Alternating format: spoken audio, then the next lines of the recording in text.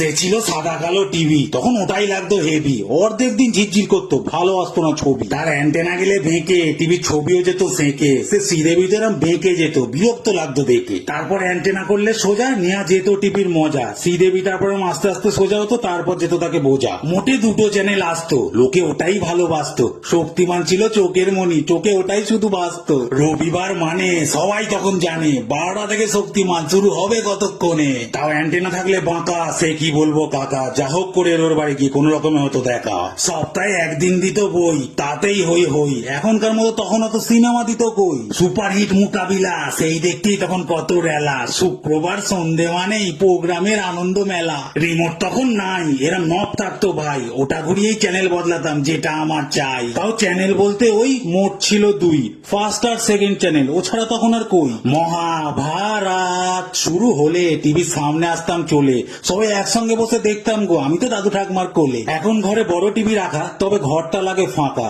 Content wise আমরা সব এখন দেখি একা একা, আর বসা হয় না গো অত, সবাই মিলে আগের মতো। এই এলইডির জায়গায় সাদা কালো টিভিটা ফিরে পেলে কতই না ভালো হতো।